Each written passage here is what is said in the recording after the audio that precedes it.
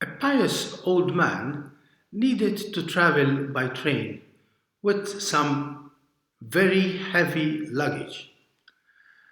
When buying his ticket, he asked how much he needed to pay for the luggage also.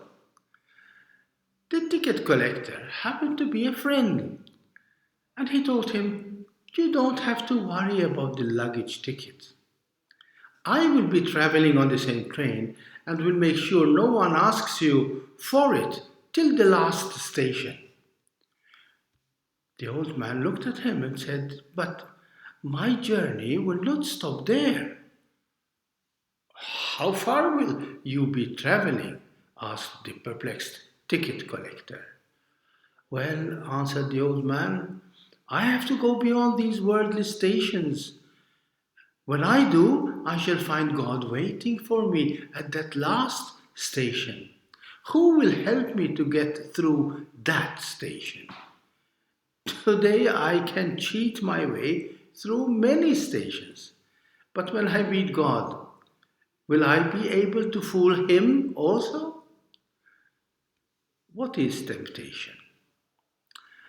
I would define it as a shortcut to an easier, less costly journey towards comfort, pleasure, convenience. It is aiming at some gain with less or with no pain.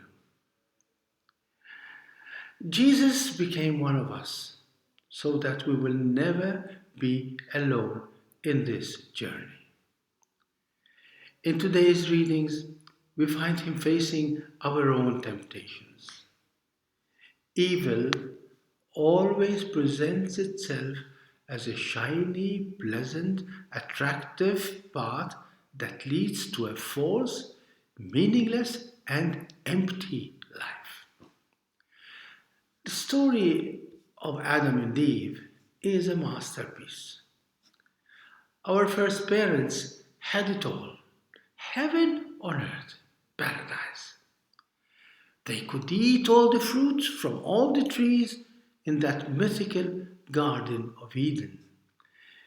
They had more than enough to live and survive.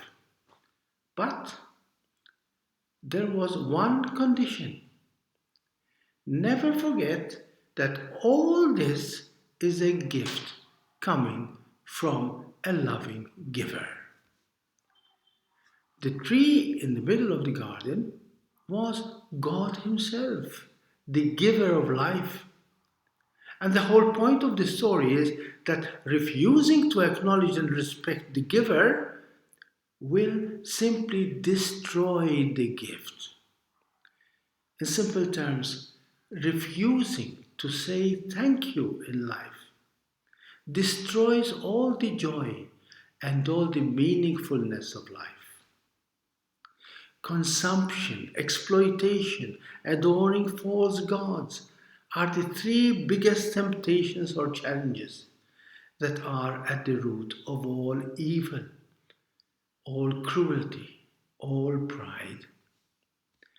Our bad choices destroy the peace, the happiness of humanity, as well as the beauty of our mother planet Earth. Like us, Jesus needed to face the same challenges or temptations. On his choice depended all our hope. The first challenge was hunger. "If you are the Son of God, command that these stones become loaves of bread," tempted the evil one. It's the basic issue of bread and butter. To survive, we need to eat, drink. But the real challenge is to distinguish between just surviving or living a full life. Our sophisticated consumer society has chosen to turn stones, buildings, roads, rivers, mountains into commercial consumer money making machines, into bread. Because money makes the world go round. So it has become our daily bread and butter. But Jesus reminds us that one does not live on bread alone, but on every word that comes forth from the mouth of God.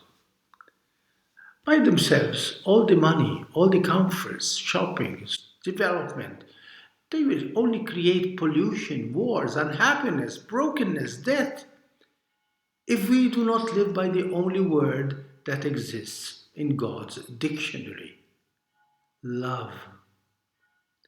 God warned our first parents, do not kill the tree of love in the middle of the garden. That will destroy your whole garden and your entire lives. Evil went on to propose a second challenge, a second temptation.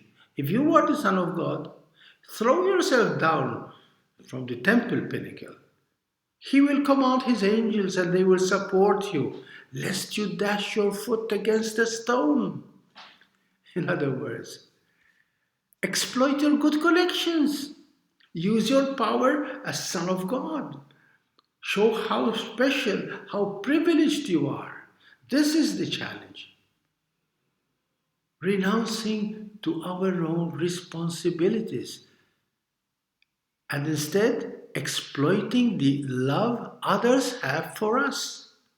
Renouncing to take up our human personal responsibilities.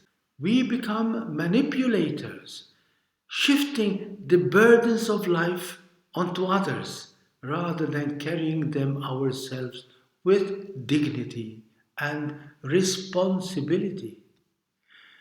The third challenge proposed by the evil one is, all the kingdoms of the world shall I give to you if you will prostrate yourself and worship me. That's the ultimate temptation. When we humans think that we are gods and that the others are there to worship us, we appoint ourselves as the masters of the planet, of nature, of life. It's a terrible, horrible pride, thinking that we are the masters and not the servants, creators and not creatures, owners and not receivers of life. So we start deciding who is to live and who is to die, who is to be born and who is to be aborted, who is to be respected and who is to be hated, who is a citizen, who is a slave, who is human and who is just trash. The Lord your God, answered Jesus, the Lord your God shall you worship, and him alone shall you serve. To be really and fully human, each one of us needs to acknowledge that we are creatures and not supreme creators, servants of life and not its masters, brothers and sisters and not masters or slaves of one another. We have too many kings, too many rulers, political leaders who live in the illusion that they have become gods. We have too many people who think they have become gods because they have become famous for their singing, for their money, their power, their knowledge, their beauty, or their cunning.